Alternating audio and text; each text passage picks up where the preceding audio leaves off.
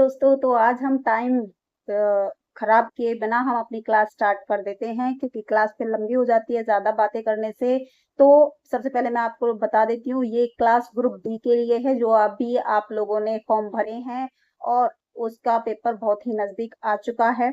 तो आप लोग जितनी तैयारी कर सको उतने करिए। ये प्रीवियस ईयर क्वेश्चन है, 2014 से लेकर 2026 तक के जो भी एग्जाम में पूछे गए हैं वो सारे क्वेश्चन मैं करा रही हूँ छोटी छोटी सी क्लासेस में, और डिटेल के साथ में कराती हूँ। आप लोग देख सकते हो और पूरी क्लास देखा करो, जिससे आप लोगों को बहुत ज्यादा नॉलेज मिल पाए। ठीक है, चलिए हम स्टार्ट करते हैं। क्वेश्चन हमारा 34 रहेगा। आज 2 क्लासेस मैं पहले ले चुकी हूँ, तो आपने नहीं देखी हो तो देख लेना जाके। ठीक है, सबसे पहला क्वेश्चन ये रहा आपकी स्क्रीन पर। तो सबसे पहला क्वेश्चन है ये, क्षेत्रफल की दृष्टि से हरियाणा का सबसे छोटा जिला कौन सा है? नूंह, पलवल, पंचकुला, फरीदाबाद। तो बताइए कौन सा हमारा क्षेत्रफल की दृष्टि से सबसे छोटा हमारा क्या है, जिला है? तो मेरे ओहो, आंसर तो मैंने पहले ही दिखा दिया, लेकिन ये सबको ही पता होगा, पंचकुला सबसे छोटा है।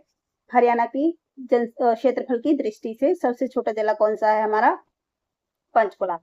इसके बारे में देख लेते हैं। ये देख लेते हैं कि इसका जो क्षेत्रफल है वो 898 वर्ग किलोमीटर है। पंचकुला जिला 15 अगस्त 1995 को बनाया गया था। इसको मुख्यालय कहाँ है? पंचकुला में है। ये हिमाचल प्रदेश, पंजाब, चंडीगढ़ से लगा हुआ है। यह हरियाणा के अंबाला मंडल के अंतर्गत आता है।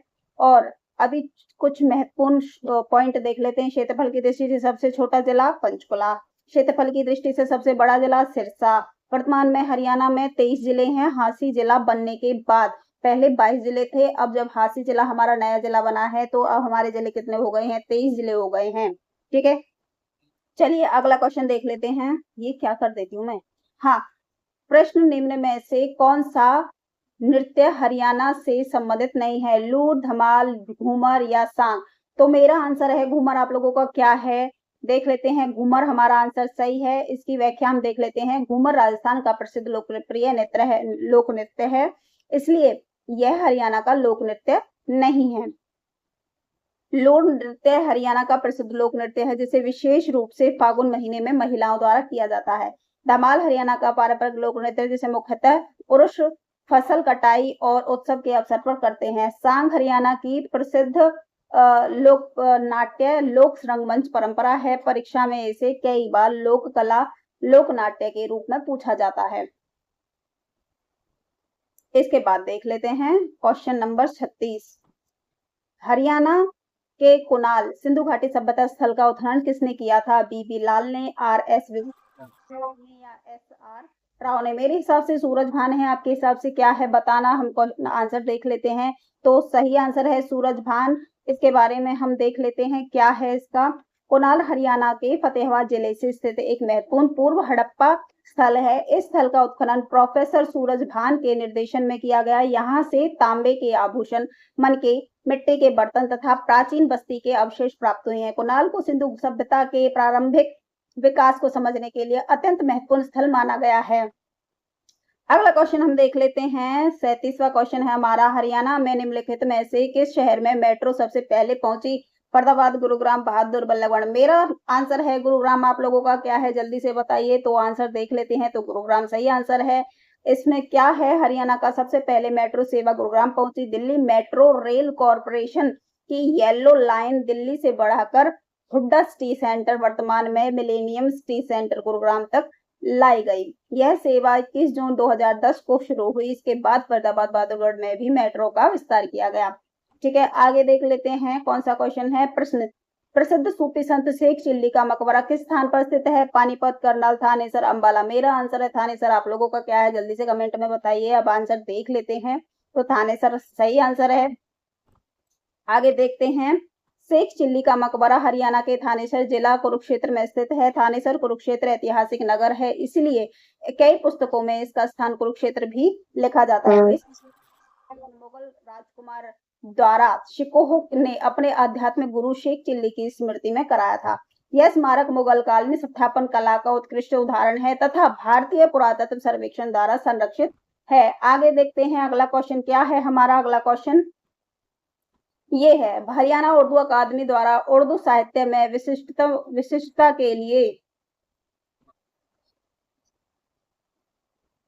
कौन सा पुरस्कार प्रदान किया जाता है? सूर्य पुरस्कार, कबीर पुरस्कार, हाली पुरस्कार, कालिदास पुरस्कार। मेरा आंसर है हाली पुरस्कार। आप लोगों का क्या है, जल्दी से बताइए। हाली पुरस्कार एकदम सही आंसर है। हरियाणा उर्दू अकादमी उर्दू भाषा एवं साहित्य के विकास के लिए विभिन्न सम्मान प्रदान करती है। उर्दू साहित्य में विशिष्ट योगदान के लिए हाली पुरस्कार दिया जाता है। इसे पुरस्कार का नाम प्रसिद्ध उर्दू कवि अल्ताफ हुसैन अली हाली के नाम से सम्मानित में रखा गया है। यह हरियाणा का उर्दू साहित्य के क्षेत्र का एक प्रसिद्ध प्रतिष्ठित सम्मान है। आगे देखते हैं क्वेश्चन नंबर 40। हरियाणा का पहला स्वयं प्रेरित आदर्श गांव किस गांव को घोषित किया गया? राखीगढ़ी को, सुई को, मुरथल को, पिंजौर को। मेरा आंसर है सुई। आप लोगों का क्या है, जल्दी से बताइए। आंसर देख लेते हैं। सुई जो कि भिवानी में है, ये इसका सही आंसर है। भिवानी जिले का सुई गांव हरियाणा का पहला स्वयं प्रेरित आदर्श गांव माना जाता है। इसे हरियाणा सरकार की स्वयं प्रेरित आदर्श ग्राम योजना SPAGY के अंतर्गत विकसित किया गया। यह गांव के विकास में महादेवी परमेश्वरी दास जी जिंदल चैरिटेबल ट्रस्ट का महत्वपूर्ण योगदान है। 17 नवंबर 2021 को तत्कालीन राष्ट्रपति रामनाथ कोविंद ने सुई गांव का दौरा किया और यहां विकसित विभिन्न जन सुविधाओं का उद्घाटन किया। अगला क्वेश्चन देखते हैं। अगला क्वेश्चन क्या है, ये लो, इसमें तो पहले से ही टिक लगा हुआ है, नालायक हूं मैं बिल्कुल ही। डॉक्टर सूरज भान के नेतृत्व में हरियाणा के किस ऐतिहासिक स्थल की खुदाई की गई? मीता थल की खुदाई की गई। ये तो सबको ही पता है वैसे भी। चलिए इसके बारे में थोड़ा सा पढ़ लेते हैं। मीता थल बहुत ही महत्वपूर्ण क्वेश्चन है ये। मीता थल हरियाणा के भिवानी जिले का एक महत्वपूर्ण सिंधु सभ्यता स्थल है। यह स्थल की खुदाई 1968 में डॉक्टर सूरज भान के नेतृत्व में की गई थी। यहाँ से पूर्व हड़प्पा, परिपक्व हड़प्पा तथा उत्तर हड़प्पा संस्कृति के अवशेष प्राप्त हुए हैं, जिससे हरियाणा की प्राचीन सभ्यता के अध्ययन में महत्वपूर्ण जानकारी मिलती है। इसके बाद हम देख लेते हैं, ये इसमें भी लगा हुआ टिक। हरियाणा में कितने उपमंडल हैं? देखो 22 जिलों के हिसाब से 80 उपमंडल हैं और 23 जिलों के हिसाब से अगर क्वेश्चन आए तो अलग उपमंडल हो गए। तो यहाँ पे 22 जिलों के हिसाब से आया है क्वेश्चन, तो इसको 80 मानेंगे, नहीं तो 94 हो सकते हैं। ठीक है, 6 मंडल हैं और उपमंडल कितने हैं? 80 उपमंडल हैं। ठीक है, तो आंसर 80 रहेगा। ठीक है, आगे देख लेते हैं इसके बारे में। देखो हरियाणा में 22 जिले पुराने प्रशासनिक ढांचे के अनुसार थे। 6 मंडल अंबाला, करनाल, रोहतक, हिसार, गुरुग्राम और फरीदाबाद। इसी प्रशासनिक व्यवस्था के अनुसार उपमंडलों की संख्या 80 मानी जाती है। नोट, यदि आपकी परीक्षा या पुस्तक हासी जिला बनने से पहले के आंकड़े पर आधारित है तो 80 उपमंडल ही सही उत्तर माना जाएगा। यदि किसी परीक्षा में नवीनतम प्रशासनिक पुनर्गठन लागू किया गया हो तो उसी के अनुसार उत्तर बदल सकता है। ये आपको बताना जरूरी था।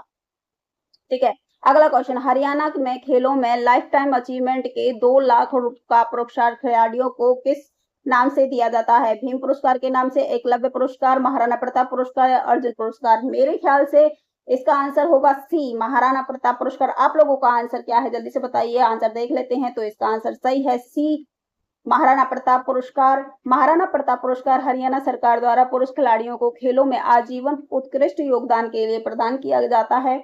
यह पुरस्कार के अंतर्गत 2 लाख की पुरस्कार राशि प्रदान की जाती है। इस योजना के अंतर्गत महिला खिलाड़ियों के लिए रानी लक्ष्मीबाई पुरस्कार भी दिया जाता है, जिसकी पुरस्कार राशि भी 2 लाख रुपए ही होती है, जो कि कल की क्लास में मैंने आपको पढ़ाया था। ठीक है, तो ये था हमारा लास्ट क्वेश्चन। कौन सा था? 43। कल 44 क्वेश्चन से हम स्टार्ट करेंगे अपनी नेक्स्ट क्लास।